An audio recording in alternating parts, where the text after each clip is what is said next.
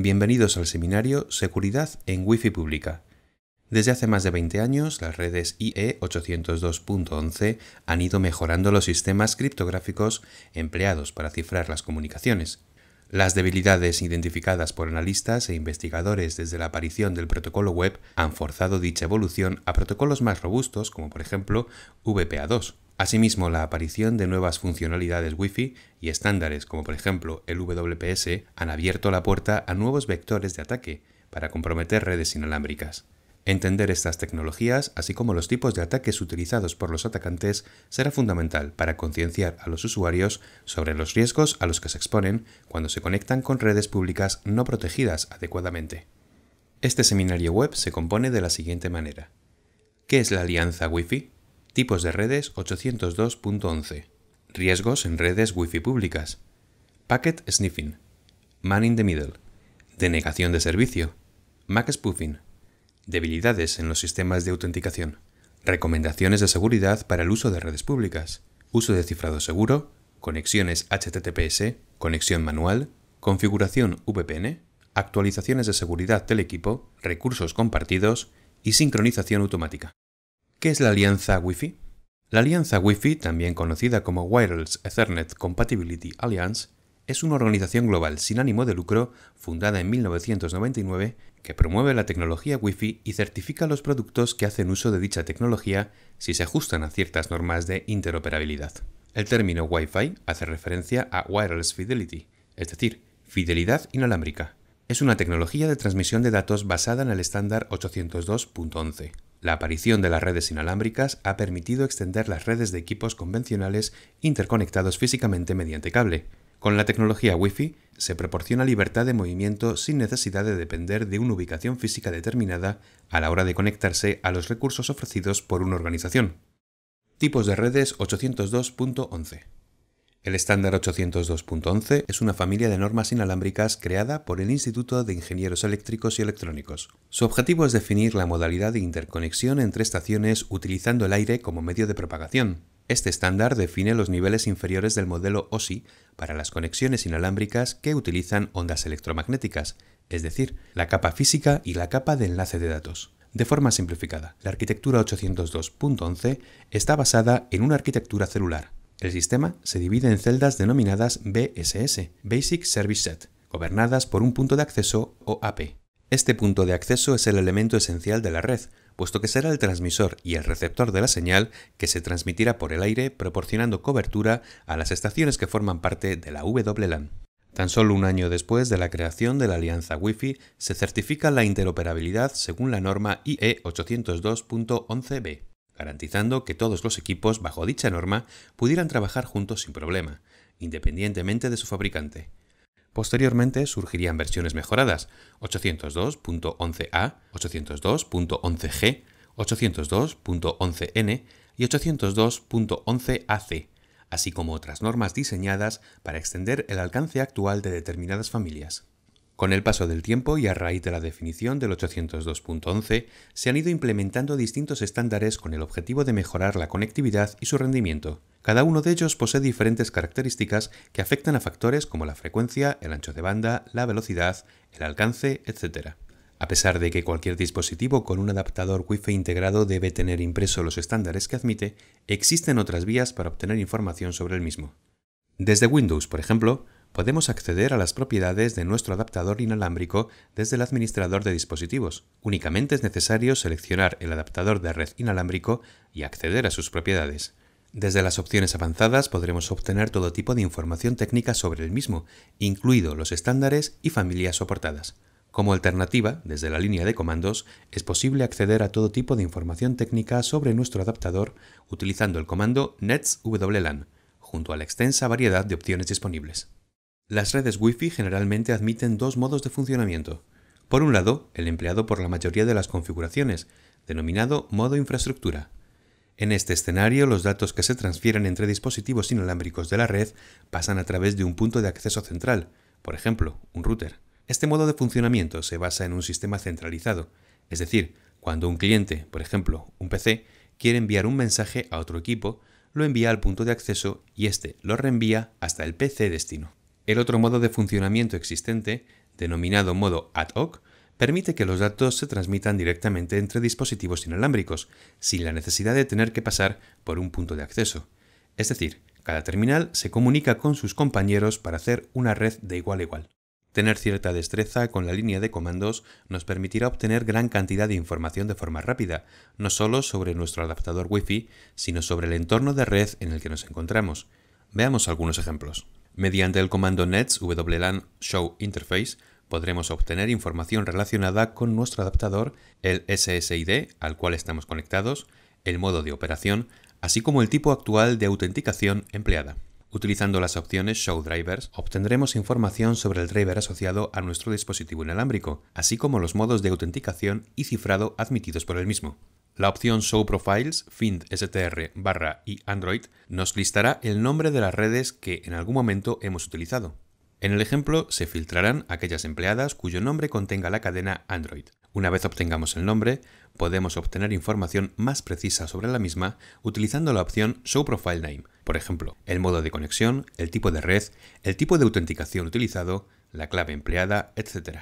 Si añadimos la opción Key = Clear, veremos la clave en claro. Algunos de los parámetros asociados al profile pueden ser modificados mediante el comando netsetProfileParameter. En este caso se cambiará el tipo de conexión empleado, de automático a manual, eligiendo el perfil mediante el parámetro name y empleando el parámetro connection mode. En este cambio evitaremos que el dispositivo se conecte automáticamente a dicha red cuando se encuentre dentro de su rango de acción.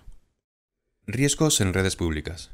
Las indudables ventajas que proporcionan las redes inalámbricas vienen acompañadas también de una serie de inconvenientes relacionados principalmente con la seguridad, sobre todo en redes públicas que carecen de un cifrado y autenticación robusta. A diferencia de redes cableadas, un entorno Wi-Fi facilita en mayor medida el tipo de ataques que pueden emplearse debido principalmente a la naturaleza inalámbrica de la propia tecnología. Un atacante situado en el mismo rango de acción que un cliente puede ejecutar un gran abanico de acciones con el objetivo de generar una denegación de servicio, capturar información sensible o usurpar la identidad de un usuario. A estos inconvenientes hay que añadir el gran número de herramientas existentes hoy en día para automatizar este tipo de ataques.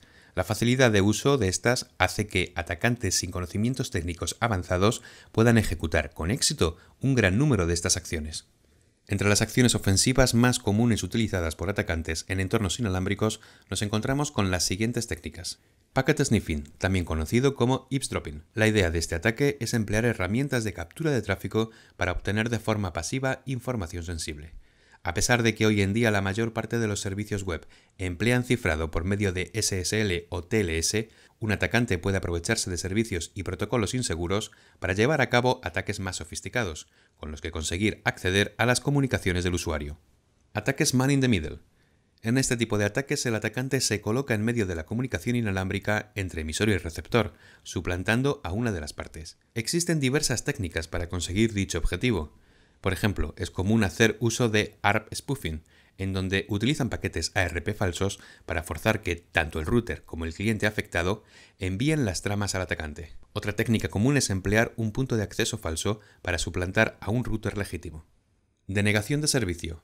De forma genérica, los ataques DOS o de denegación de servicio tienen por objetivo inutilizar la infraestructura inalámbrica, por ejemplo, por medio de peticiones masivas a los puntos de acceso, provocando que los sistemas se saturen a la hora de atender tantas solicitudes. Existen, no obstante, ataques más específicos para conseguir un efecto similar. Un ejemplo de ello son los ataques de desautenticación, en donde un atacante inyecta cierto tipo de paquetes con el objetivo de impedir que un cliente se conecte a un punto de acceso inalámbrico, desconectándolo en caso de que ya esté asociado al mismo. MAC Spoofing. La mayor parte de fabricantes de routers incluyen entre sus funcionalidades el filtrado por MAC. Esta opción permite establecer listas de acceso para permitir la conexión a la red únicamente a los dispositivos cuya MAC coincida con alguna de las previamente registradas en el router. Los atacantes, no obstante, pueden fácilmente conseguir evadir esta medida de seguridad si obtienen la MAC de un usuario legítimo que sí tenga permitido el acceso. Únicamente necesitarían modificar su MAC por la del usuario legítimo y posteriormente desautenticar al mismo para conseguir acceso a la red. Existen ataques en los que ni siquiera hace falta que el atacante esté físicamente dentro del rango de acción de la red vulnerable. Un ejemplo de ello es el warshipping. La idea de esta técnica es enviar un pequeño dispositivo con un módem con conexión 3G embebido a la oficina de la víctima a través de correo postal. Una vez que el dispositivo llega a su destino, los atacantes pueden controlar de manera remota el sistema y ejecutar herramientas para atacar el acceso inalámbrico de la víctima. Veamos un ejemplo de cómo un atacante puede aprovecharse de la técnica de sniffing para obtener credenciales válidas de una víctima.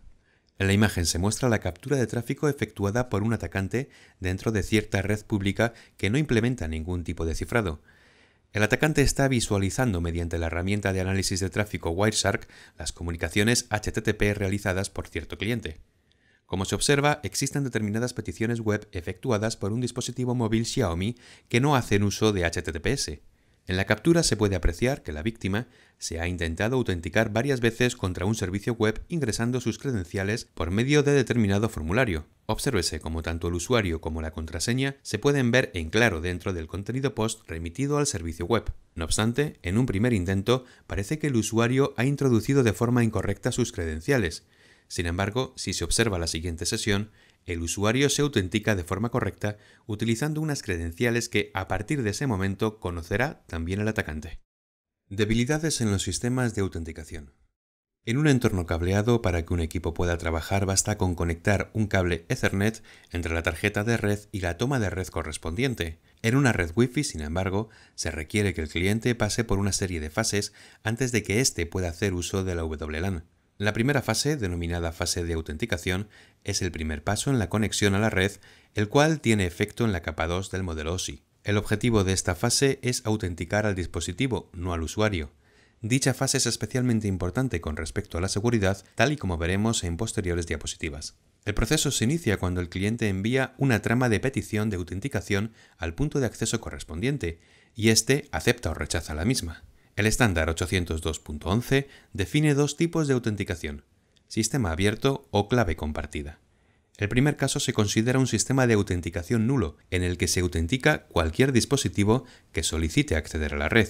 Con la autenticación de clave compartida, sin embargo, se requerirá que tanto el dispositivo móvil que desea acceder a la red como el punto de acceso compartan una clave o frase de contraseña. Una vez completada la autenticación, el dispositivo llevará a cabo la fase de asociación. Durante dicho proceso se intercambiarán un conjunto de tramas para registrar al nuevo dispositivo y permitirle su acceso a la WLAN. Antes de proporcionar a los usuarios un conjunto de recomendaciones de seguridad cuando se conecten a redes públicas, es importante que estos conozcan las debilidades, así como los tipos de ataques a los que se pueden exponer en un entorno Wi-Fi en función de determinadas características de la red, principalmente características relacionadas con el cifrado y la autenticación de datos.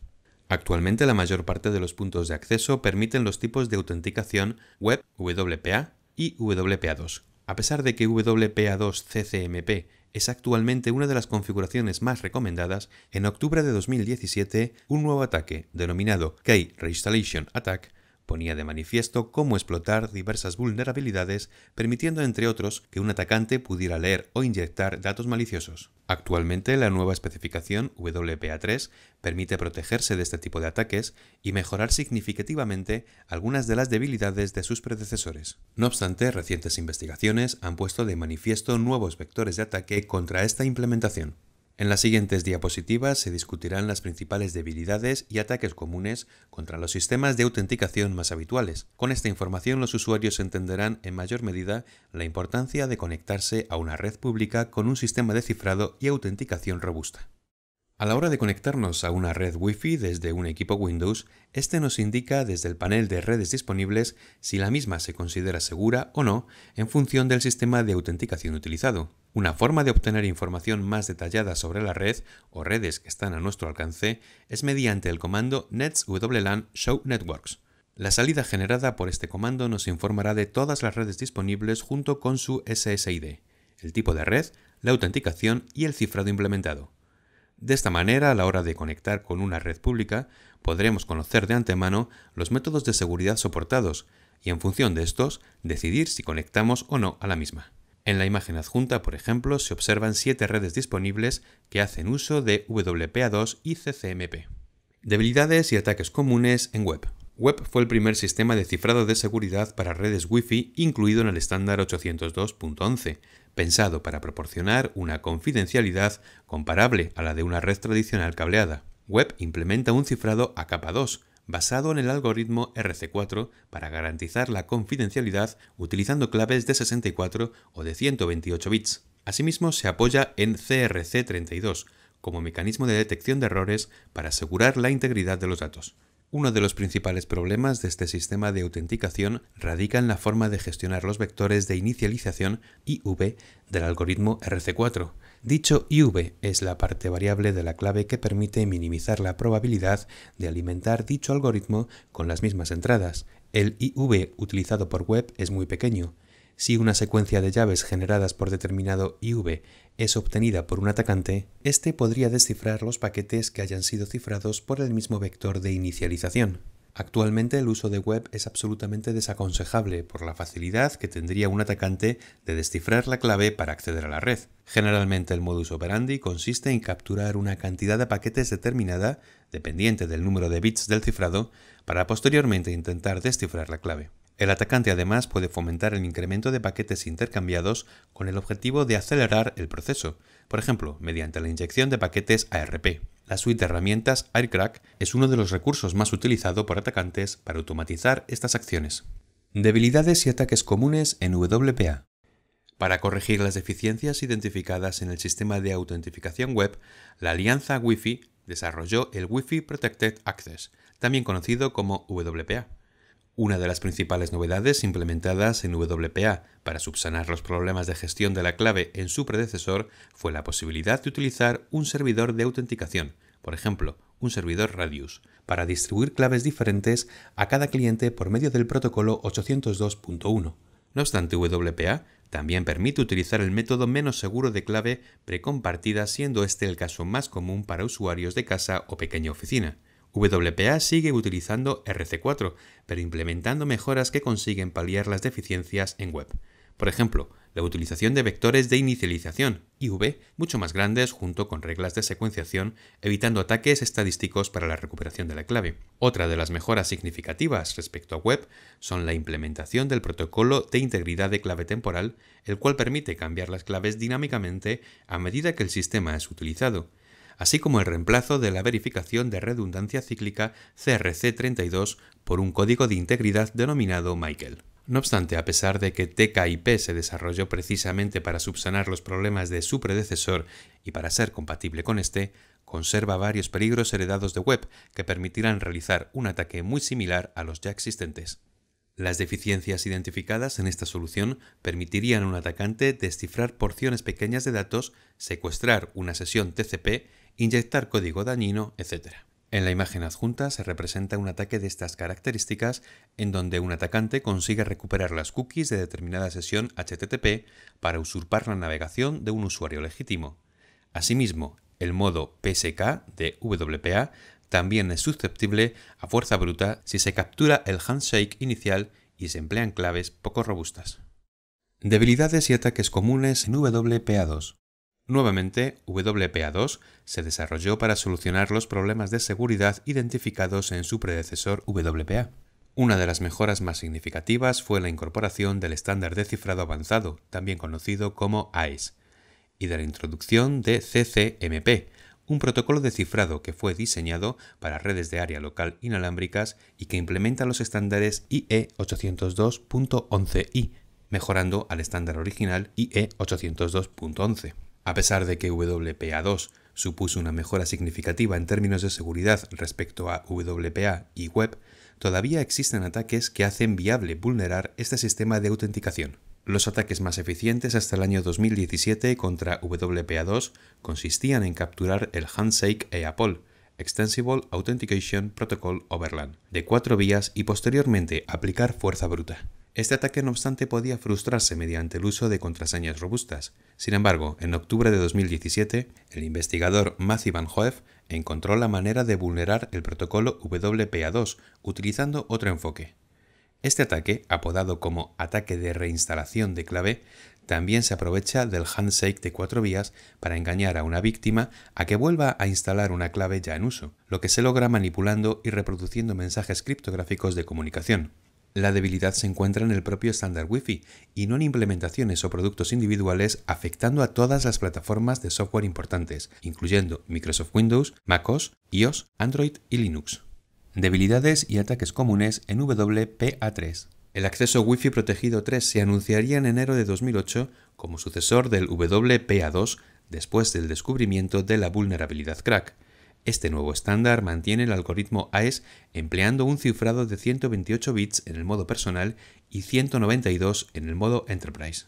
Por otro lado, WPA3 implementa el algoritmo de autenticación simultánea de iguales, SAE, un método que reemplaza la clave precompartida utilizada en el modo personal de WPA2 y que hace inviable los ataques por diccionario y el propio ataque crack. Este algoritmo, junto con el uso de Forward Secrecy, permite a los usuarios elegir contraseñas más fáciles de recordar y proteger el tráfico incluso si la contraseña se ve comprometida. Solo un año después de la aparición de WPA3, como sucesor de WPA2, el equipo de investigación de Dragonblood publicaba diversas vulnerabilidades en el nuevo protocolo que permitirían llevar a cabo diversas acciones dañinas. Los investigadores descubrieron diversos errores de diseño en WPA3 que pueden agruparse en dos categorías. Por un lado, aquellos que permiten realizar ataques de downgrade y por otro, los que permiten filtraciones de canal lateral.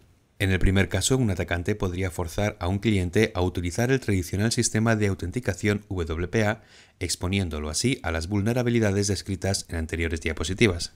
En el caso de las filtraciones de canal lateral, los atacantes podrían engañar a los dispositivos para que utilicen algoritmos más débiles que filtren pequeñas cantidades de información sobre la contraseña de la red. De forma repetida, este ataque podría llegar a recuperar la contraseña al completo. Debilidades en el estándar WPS. El estándar WPS o Wi-Fi Protected Setup es un protocolo diseñado principalmente para redes Wi-Fi domésticas que nos permite conectarnos a redes inalámbricas sin necesidad de introducir la compleja contraseña WPA o WPA2. Su objetivo es minimizar la intervención del usuario y mejorar la usabilidad a la hora de conectarse a redes Wi-Fi. Existen diversas implementaciones, por ejemplo, a través de un botón físico en el punto de acceso. En este caso basta con pulsar un par de segundos el botón WPS en nuestro router y buscar la red desde nuestros dispositivos. Otra alternativa común es el uso de un código PIN de 8 dígitos. Sin necesidad de pulsar ningún botón, podremos conectarnos a la red Wi-Fi e introducir el código PIN WPS que tengamos configurado en nuestro router. A pesar de que el protocolo WPS facilita la conexión de nuestros dispositivos a la red, se desaconseja su uso. El principal problema es que algunas implementaciones no bloquean ni aplican tiempos de espera después de diversos intentos fallidos de conexión. Los atacantes aprovechan este hecho para hacer fuerza bruta hasta generar un PIN válido con el que acceder a la red. Otra técnica ampliamente explotada por atacantes mucho más eficiente y que afecta únicamente a determinado tipo de routers se conoce como Pixel Dust. En este caso, en lugar de probar todas las combinaciones de PIN posibles contra el router, proceso que es lento y puede provocar que el punto de acceso se bloquee, es capturar los valores hash WPS y posteriormente intentar descifrarlo de manera offline. Actualmente herramientas open source como River, Pixre VPS o AirCrackNG permiten automatizar este tipo de ataques. Recomendaciones de seguridad en redes públicas. Uso de cifrado seguro. La primera recomendación de seguridad, y posiblemente la más importante, es evitar el uso de redes públicas siempre y cuando no sea posible utilizar otro medio alternativo más seguro, por ejemplo, nuestra propia conexión a Internet desde el móvil. En el caso de que sea necesaria la conexión en este tipo de entornos, asegúrese de que el cifrado utilizado sea al menos WPA2 CCMP para realizar actividades de alto riesgo, como puede ser el uso del email, la banca online, etc. En las diapositivas anteriores vimos las mejoras significativas que fueron incorporadas a dicho protocolo con respecto a sus predecesores. Aunque todavía existen vectores de ataque, estos se reducen considerablemente en comparación a otros sistemas de autenticación más débiles, como por ejemplo web. Conexión manual.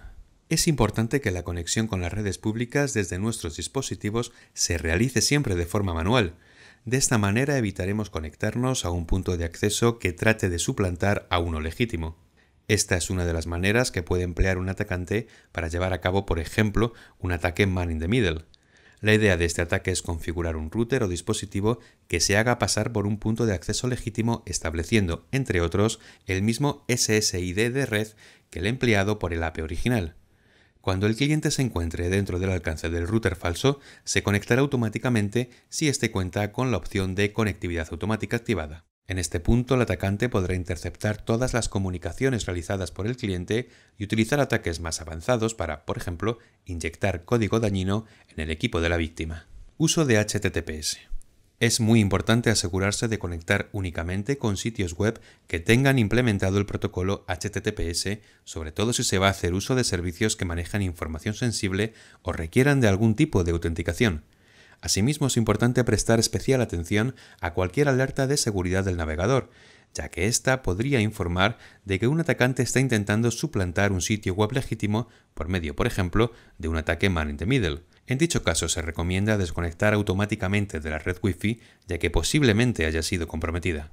Configuración VPN. Otra de las medidas altamente recomendables cuando empleamos una red inalámbrica ajena es el uso de una VPN. Mediante esta tecnología complicaremos de forma significativa a un potencial atacante que intente hacer uso de técnicas como sniffing, man in the middle y similares. Con una VPN crearemos una red privada virtual, es decir, un túnel de datos que garantizará la confidencialidad e integridad de la información utilizando protocolos altamente seguros. Únicamente se requiere de un cliente el cual se conectará con un servidor VPN.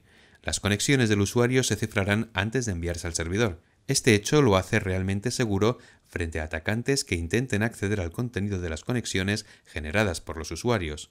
El servidor VPN, situado fuera del alcance del atacante, descifrará los datos recibidos y los reenviará al servidor correspondiente. El uso de protocolos seguros como SSL y TLS a la hora de acceder a servicios web, junto con el uso de una VPN, mejorará en gran medida la seguridad de nuestros datos. Actualizaciones de seguridad. Cualquier usuario que esté autenticado y asociado a la misma red en la que nos encontramos puede escanear e identificar a otros clientes conectados a la misma. Generalmente, un atacante que se encuentra en la misma red se apoyará en herramientas para escanear y localizar vulnerabilidades en los dispositivos de los demás usuarios de la red.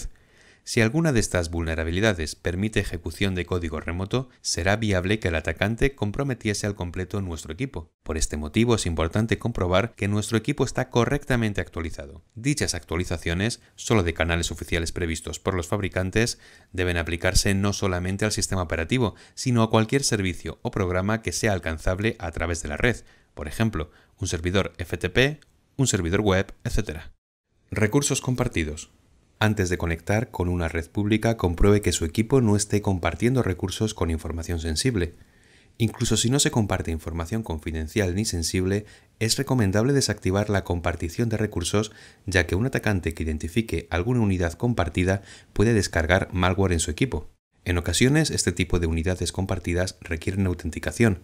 No obstante, si no se utilizan contraseñas robustas, un atacante puede intentar utilizar ataques por diccionario para obtener las credenciales. Para comprobar los recursos compartidos del equipo, existen diversas vías. Desde la línea de comandos basta con ejecutar el comando netshare. Otra opción es acceder al administrador de equipo y desde ahí hacer clic en carpetas compartidas y posteriormente en recursos compartidos. Sincronización automática. Muchos de nuestros dispositivos ejecutan acciones en segundo plano sin la participación directa del usuario. Es común, por ejemplo, que nuestro calendario, correo electrónico, nuestras aplicaciones de mensajería, etc., de forma periódica, se conecten con servidores externos para realizar actualizaciones o sincronizar datos. Si alguno de estos servicios hace uso de protocolos inseguros, un potencial atacante podría interceptar u obtener datos sensibles de dicha comunicación. Por esta razón, es aconsejable deshabilitar la sincronización automática cuando nos encontremos conectados a una red no segura. Resumen de acciones a realizar en redes públicas. El cuadro anexo en la diapositiva, perteneciente al Decálogo de Seguridad en Empresas publicado por INCIBE en 2017, resume de forma adecuada las acciones que se recomiendan llevar a cabo cuando nos conectemos a una red pública.